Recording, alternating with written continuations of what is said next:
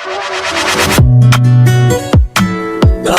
play with it, don't be dishonest. Ay, still. Hai semuanya, assalamualaikum warahmatullahi wabarakatuh. So welcome back to my channel. Selamat datang di channel aku lagi. Bertemu dengan aku lagi. Jadi setelah terakhir 7 bulan yang lalu aku buat video presentasi, ya kan. Tapi itu semester 1. Sekarang aku udah semester 3. Aku bakalan bikin video presentasi lagi tentunya. Presentasi kayak gini sebenarnya ngelatih banget buat aku public speaking ya, buat public speaking aku. Gimana ngelatih aku buat berani ngomong di depan orang, buat komunikasi sama orang lain dan lain-lain. Karena secara tidak langsung, secara gak kita sadar, sebenarnya public speaking itu sangat-sangat dibutuhkan dalam keadaan apapun gitu kan ya. Aku tuh orangnya kayak apa ya, kayak lebih pede ngomong di depan kamera daripada di depan, karena mungkin gak face to face ya. Jadi kayak lebih pede aja gitu, kayak lebih enggak deg-degan.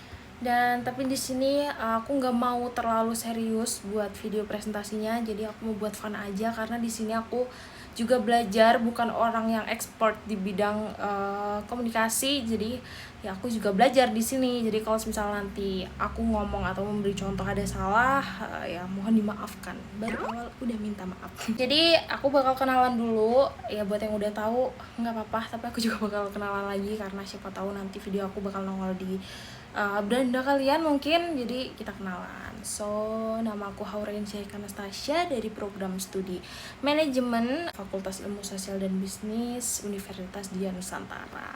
NIM aku 111221145. Dan di sini aku bakal ngebahas apa sih? Jadi aku di sini bakal ngebahas tentang apa itu perusahaan startup dan apa aja strategi yang biasa digunain sama perusahaan startup. So, masuk ke poin pertama. Jadi poin pertama itu apa sih perusahaan startup tuh apa gitu kan ya. So, perusahaan startup adalah salah satu bisnis baru yang berusaha untuk memecahkan masalah atau memenuhi kebutuhan pasar, tentunya dengan cara yang lebih inovatif. Jadi perusahaan startup ini seringkali dimulai dengan sumber daya yang kecil, tim yang kecil, tapi mereka tentu aja punya visi yang kuat. Dan startup biasanya juga beroperasi di berbagai sektor, mulai dari teknologi, kesehatan, keuangan, sampai juga makanan dan minuman. Menurut aku juga pemasaran itu salah satu komponen penting untuk keberhasilan suatu perusahaan startup.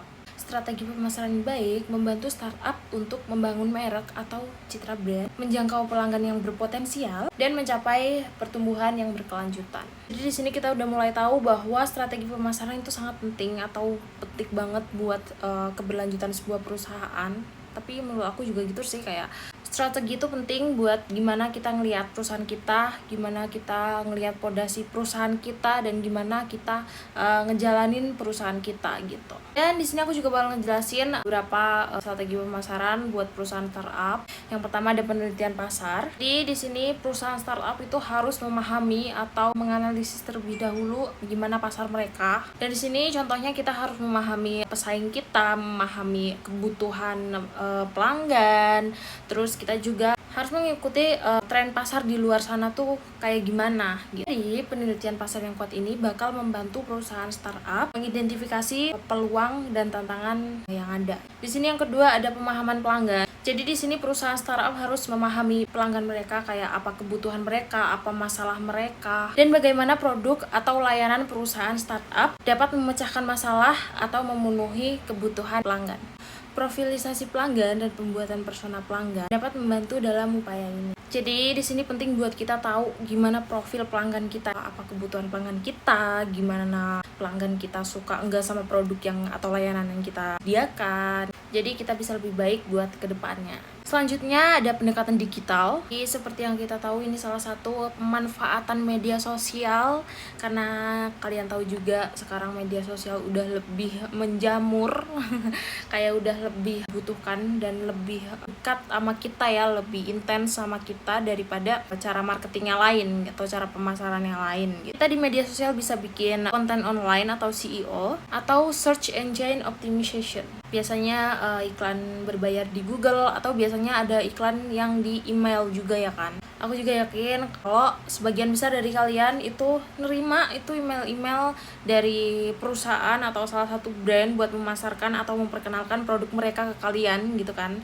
Karena ya gimana, tanpa nggak bisa kita pungkirin juga kalau media sosial itu sekarang penting gitu. Kayak yang aku bilang tadi, kalau media sosial itu lebih deket sama kita sekarang gitu. Salah satu cara ini itu lebih efektif buat kita ngejangkau pelanggan secara online ya, karena sekarang apa-apa online kan ya.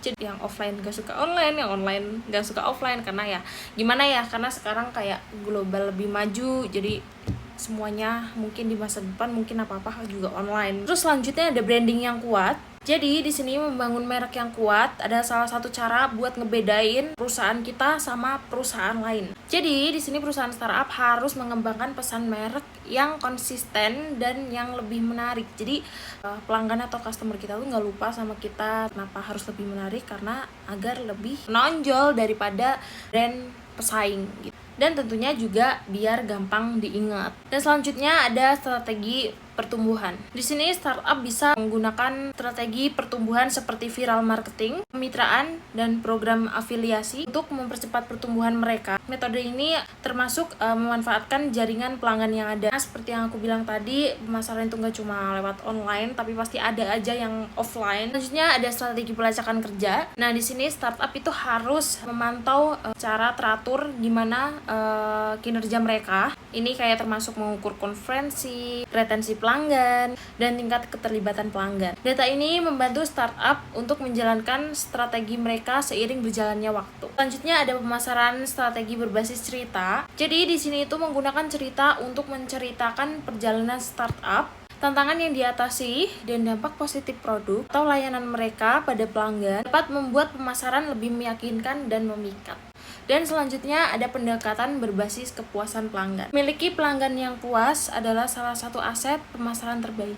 Jadi di sini perusahaan startup itu harus ngasih pengalaman pelanggan yang luar biasa, minta ulasan positif dan rekomendasi dari pelanggan yang puas. Jadi di sini apa pentingnya ulasan pelanggan itu? Ya itu dia, kayak tadi kalau misalnya online di semua e-commerce pasti setiap penjualan produk di bawahnya ada ulasan pelanggan. Karena apa? Karena itu buat rating buat perusahaan kita, kayak ya kalau misal pelanggan puas pasti orang lain juga bakal tertarik sama perusahaan kita. Jadi di sini kesimpulannya, strategi pemasaran startup itu harus fleksibel, responsif, dan sering berubah seiring pertumbuhan dan kebutuhan pasar. Jadi kayak sekarang itu sangat penting mengikuti perubahan zaman, kalau mungkin sekarang dibilangnya gitu ya, kayak semuanya semakin maju, semuanya semakin berkembang. Jadi mau nggak mau semua sektor atau semua apapun bidangnya itu harus mengikuti perkembangan. Jadi contohnya gini, mungkin aku nggak tahu ini perusahaan itu perusahaan startup atau bukan, aku juga nggak begitu ngerti, cuman kayak contohnya gini aja, ada salah satu perusahaan dulu itu ada perusahaan Nokia ya, ada brand HP mereknya Nokia. Terus di saat yang lain mulai berkembang, mereka berinovasi dengan produk mereka yang terbaru, lebih inovatif dan lebih memenuhi kebutuhan pasar. Si Nokia ini tadi kalah. Karena apa? Karena mereka nggak mau ngikutin itu. Mereka terlalu yakin sama pendirian mereka bahwa apa yang mereka buat ini ya udah mereka bakal tetap laku gitu. Padahal enggak, kalau misal mereka stuck di situ ya mereka bakal collapse gitu. Dan terbukti mereka collapse karena balik lagi seharusnya mereka seharusnya mereka mengikuti perkembangan zaman. Karena di saat teman-temannya udah mulai tuh ngeluarin handphone yang mulai layar sentuh, tapi mereka belum ada gitu. Maksud aku gitulah pentingnya perusahaan startup itu mengikuti zaman atau mengikuti perkembangan global. Perusahaan startup itu harus beradaptasi dengan cepat dan terus berinovasi atau berkembang adalah salah satu kunci untuk kesuksesan pemasaran startup. Jadi kayaknya aku ngocehnya terlalu lama. Aku mohon maaf kalau misalnya lama. Jadi waktunya mungkin sebelumnya 5 menit aja, cuman ini kayaknya aku ngocehnya kelamaan.